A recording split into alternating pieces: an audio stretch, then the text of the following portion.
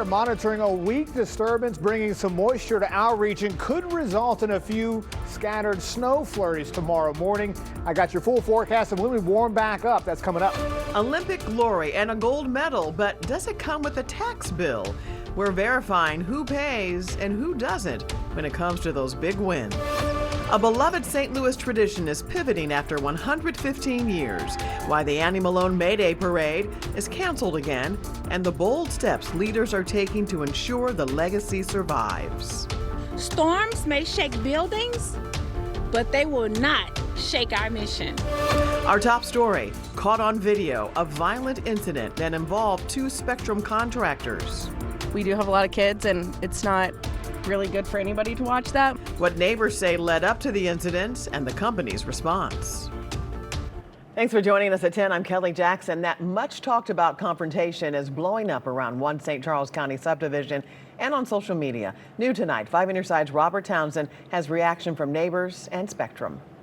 The wild moments caught on cell phone videos are the buzz all around this Forestdale neighborhood. It's definitely a shock. Others call it ridiculous. Enough to push the buttons, to push them the wrong way. Many say it's downright disappointing. I personally don't see what could have been so bad that caused like a brawl like that. Neighbors in the St. Charles County subdivision say Thursday afternoon, several workers were laying down fiber optic cables on Jackson Drive when out of the blue, fists flew.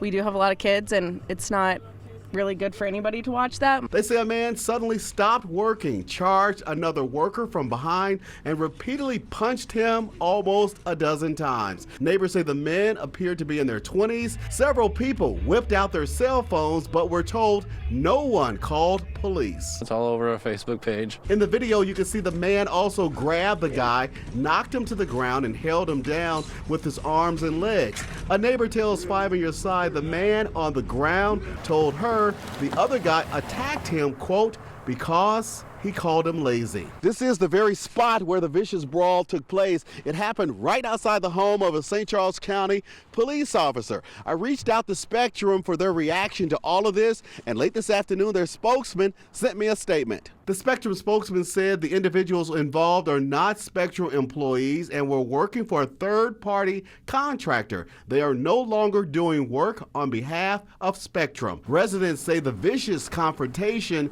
comes several weeks after contractors allegedly botched the fiber optics projects, tore up their front lawns, and hit water mains, causing dirty brown water to flow out of their faucets. We want sod in our yards. We want our yards to be replaced exactly the way they were after all the problems that they've caused for us. As for this video, We're adults. Like at some point you should walk away. Robert Townsend, 5 on your side. A man is dead after a standoff with police in Overland. St. Louis County Police say officers were responding to an assault just before 3 this morning on Cote Brilliant.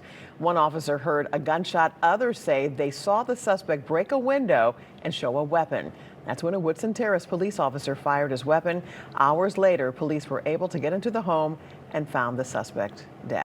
They did try to make contact with the suspect via phone and, of course, loudspeaker, giving commands for them to exit the residence. When that didn't happen, the technical operations officers did enter the home where they found the suspect deceased. They're still investigating if the suspect died from a self-inflicted gunshot or if the officer's gunfire killed him. Tonight, neighbors in the Central West End are celebrating the return of a bronze Kate Chopin statue stolen nearly a week ago. Neighbors tell 5 on your side a scrap metal worker from Wellston returned it today after seeing the news it was stolen. This comes nearly a week after a man was captured snatching the statue off its pedestal. Police say it happened last Saturday. They're still looking for the man. Anyone who recognizes him is asked to call St. Louis detectives at 314-444-0001. Now, your forecast as we give you a live look outside Energizer Park, where tomorrow it's a big day. City SC is hosting its first match of the season. Meteorologist Lance Blocker says it's going to be a cold one, though. Yeah. What else did I just show you on radar? I know, you did. Yeah. You said the word. That's right, snow. Okay, so the reason I'm starting out with dew points is because I want to demonstrate to you it's extremely dry at the surface, because what I'm about to show you might be concerning here. from the radar point of view. Okay, so that means that anything that falls through the air is going to evaporate. It's going to be like a sponge. It's not going to reach all the way down to the surface. In fact, the air right above us, about 1,000 feet up, is much drier than that. Now, look at radar. You can see the snow moving in from the west. And in fact, when we back this all the way back out, you can see this spin in the atmosphere well out to our west. It will slide eastbound and it will bring a few snow flurries. Hopefully not any snow showers, but a few snow flurries into the region tomorrow. Much colder air too. Temperatures starting out in the upper 20s. We'll top out in the low 40s tomorrow. It's going to stay cold the rest of the weekend. Then we got another warm up next week. I got all the details coming up on that in about 10 minutes. All right. See you then, Lance. It's been 280 days since the May 16th tornado tore through North St. Louis City. And tomorrow, more than 300 people plan to gather for the first in a series of monthly meetings this year to learn more about recovery efforts. The meeting is organized by local group Action St. Louis. Attendees will get updates from local elected officials, including Board of Aldermen President Megan Green, about resources that are still available to them. There will be a live Q&A. The meeting starts at 11 a.m. at the O'Fallon Park YMCA off West Florissant Avenue. A 115th year tradition is coming to an end, at least for now. For the second year in a row, the Annie Malone Children and Family Services May Day Parade is being canceled. As Brent Solomon is here to explain, the nonprofit says the perfect storm of building damage and funding cuts is forcing them to pivot, Brent. Forcing them to pivot, Kelly. Last year's tornado really put a halt to the very popular event for St. Louis. Well, this year, it's a combination of flood damage and funding cuts. Organizers say they're pivoting from a parade to a festival to keep their mission alive. For over a century, the May Day Parade has been the heartbeat of Annie Malone Children and Family Services and its largest fundraiser. But this year, its building is locked. Repairs are needed from flood damage caused by broken pipes. Annie Malone is not shrinking in the face of a challenge. We are restructuring for sustainability. Last year, the big parade was initially canceled due to funding cuts, then reinstated after a last-minute fundraising surge, only to be canceled for good when a tornado devastated North City just 2 days prior. For some, including this local choreographer, the cancellation hits hard. I just knew that it was something that everybody did and that everybody went to have a good time. I knew that that was one place that brought multiple regions of the city all to one part of St. Louis all on the same day at the same time. Canceling the parade is horrible, St. Louis attorney Gerald Christmas said. I was praying the board would bring the parade back to the black community. I loved when the parade came down Page Avenue. A traditional parade this year would have required dramatically increasing cost. Instead, we chose the model that allows us to preserve the spirit of May Day, strengthen the sponsor visibility, keep families safe, and steward our resource responsibilities. Instead of the parade, a May Day festival is scheduled for May 17th.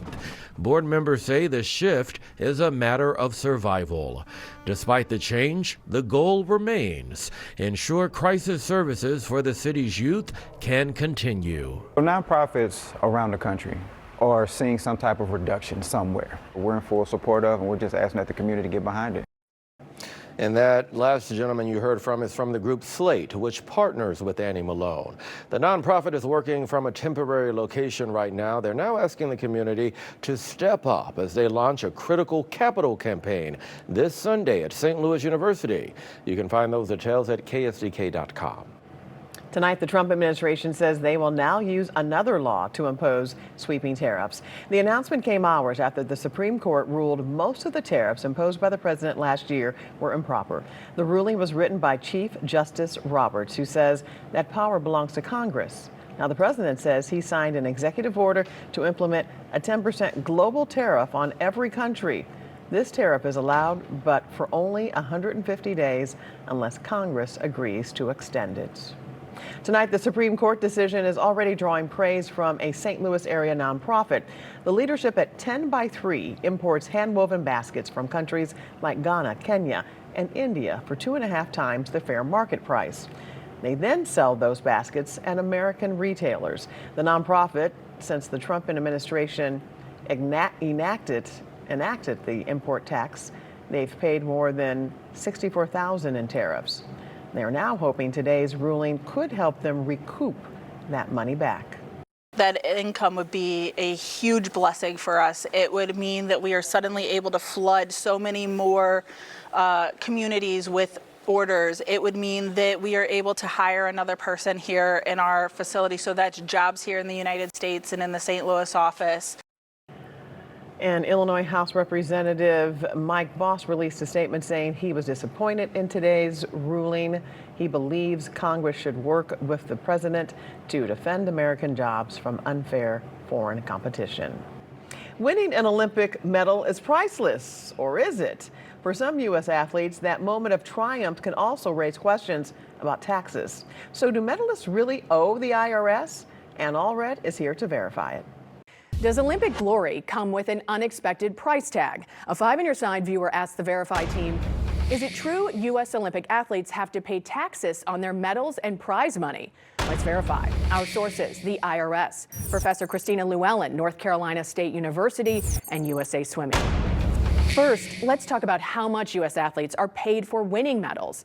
The U.S. Olympic and Paralympic Committee give cash awards through a program called Operation Gold. A gold medal winner is paid $37,500. A silver is $22,500. The bronze pays $15,000. And those medals themselves are also worth something. So, are those taxable?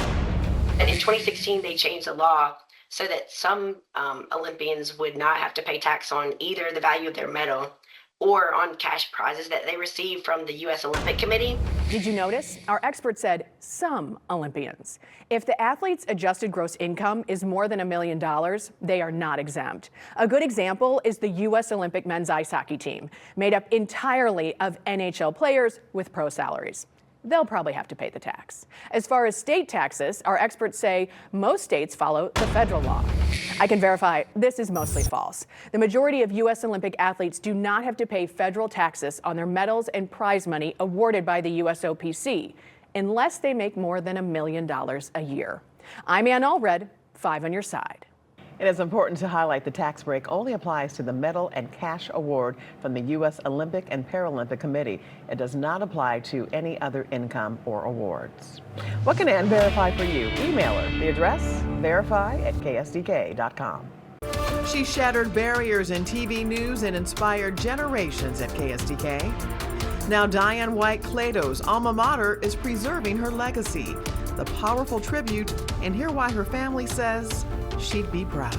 Cold air continues to filter into the region. We're 20 to 30 degrees below where we were this time yesterday, and we're going to get colder through the weekend. I got your latest forecast coming up. Lent has begun, which means Fish Fry Fridays are back in St. Louis. There are 7 Fridays between now and Easter, but some parishes don't offer it on Good Friday, so double check. 5 on Your Side has put together an interactive fish finder. To find one close to you or add to the Fish Fry map, just text the word fish to 314-425-5355. Students at Sumner High School are preserving a major piece of TV history this Black History Month. Before the stars of today, there was Diane White Clayto. In 1962, Clayto became the nation's first black TV weathercaster at KSDK. A 1956 Sumner grad and Mizzou trailblazer, she broke the color barrier in television, news, and radio and modeling. And now her alma mater is honoring that legacy through the Sumner Museum Project. Students becoming researchers and archivists curating her yearbooks, news apparel, and photos to ensure her story is never forgotten. Diane's son says his mother would be proud of the students today. The amount of research that they've done, because a lot of this I've never seen before. So I am just blown away at the professionalism of the Sumner students and their amazing teacher as well. So I think again she would love this. Diane White Clayto died in 2015. She was 76. Her legacy lives on in media and as an inductee in St. Louis and Missouri Hall of Fames. Next month is the annual Selma Bridge Crossing Jubilee, and today organizers say they are dedicating this year's event to the Reverend Jesse Jackson. The civil rights icon died this week at the age of 84. The event is a reenactment that marks the 61st anniversary of Bloody Sunday. That's when law enforcement officers beat demonstrators as they tried to cross the Edmund Pettit Bridge in support of voting rights. The event is happening March 7th. Organizers also announced Illinois Governor J.B. Pritzker will be one of the guest speakers.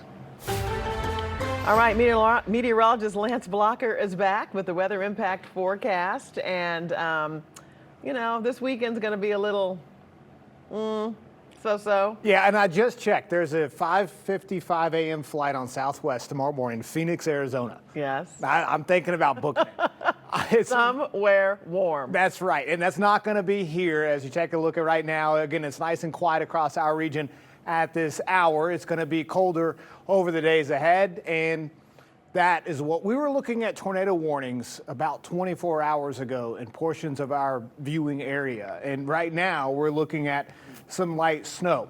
None of this is reaching the ground, but it's still being picked up by radar. So it shows that moisture moving in advance of this next weather maker. But this is the actual vertical profile of the atmosphere here. And you can see it's very dry air at the surface. That's the dew point.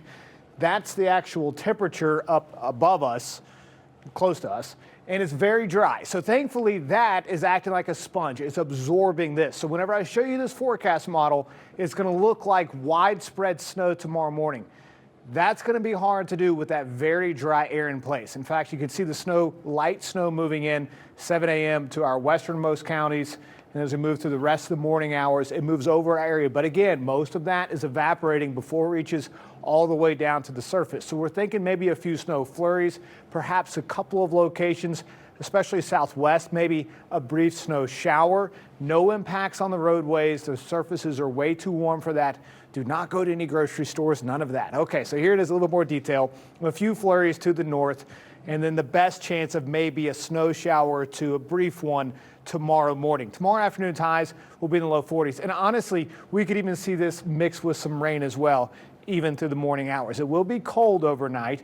We're going to keep those cold temperatures in play for the rest of the weekend as well. Let's go and check out that 7-day forecast. And again, few AM flurries, so nothing too widespread. And we even get the sunshine in by the afternoon. That allows us to reach into the low 40s. But as we move through the rest of the weekend, though, colder air, mid-30s on Sunday. Not even getting out of the low 30s for Monday. In fact, some locations may not get above the freezing mark. Mostly sunny skies, though. Then we'll start another warm up. We get the winds back out of the south as we get into Tuesday. Highs will reach in to the mid 50s. You can see a 20% chance of rain on Wednesday, a 20% chance of rain on Thursday as well. That's going to be with our next weather maker. So far, the forecast models are fairly inconsistent with the timing on that. So we're going to leave it at 20%, but we do think there will be more rain back into the forecast into next week, which of course we would be happy to see because we could use the rain. Yeah. But not the snow. I know, exactly. Yes. Yeah. All right, thanks, Lance. Here's Zach Parn. All right, coming up in sports, highlights from Olympic hockey and the battle for the A10. VCU is in town. Could they get the dub? The Billikens, that is. We'll find out. Before we go, here's a look at the Olympic action happening tomorrow on 5 on Your Side. A replay of prime time in Milan coming up at midnight. Then the medal action resumes with men's and women's mass at 10. We'll be right back.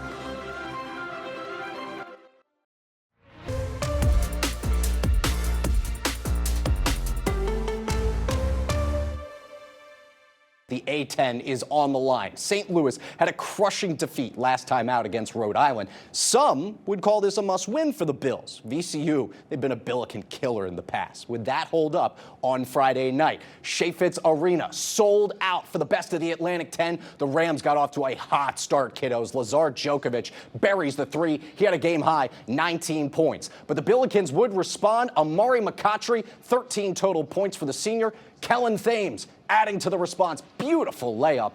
And moments later, we get to call Thames' name again. Steal and score. Thames finishes with a team-high 16 off the bench. Things got chippy at the end of the game. Whole lot of shoving around. But St. Louis back in the winner's circle. After the game, Coach Josh Schertz gave us his thoughts. You know, incredibly hard-fought game. Two teams that are super competitive, super physical. Both teams got really talented players. That was a war. They beat us up a lot of the night. I thought outworked us for the first 29 minutes. I thought we competed great. It's a big day for Mizzou basketball. The Tigers taking on John Calipari's Razorbacks. The Columbia crew barely held on against Vanderbilt, increasing their odds of making the tournament. A win on the road in Arkansas, yeah, that would help their Big Dance resume. Mizzou and the Razorbacks, they tip off at 3 p.m.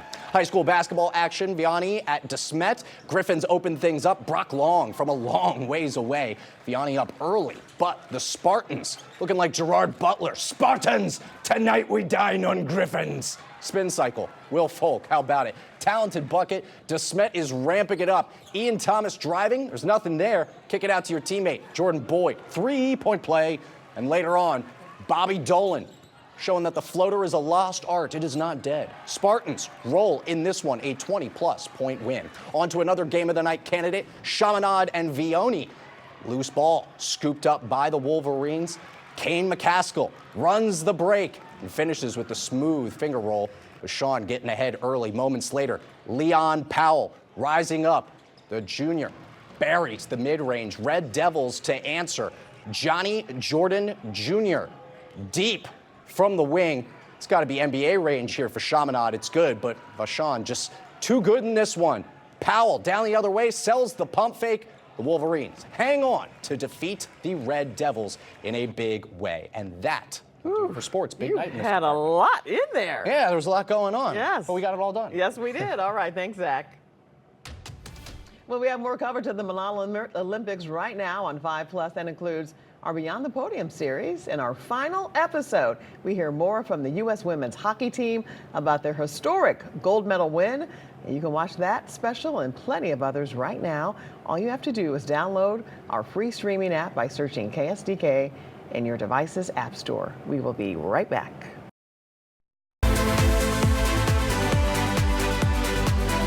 Trending in Milan Cortina is sponsored by Commerce Bank.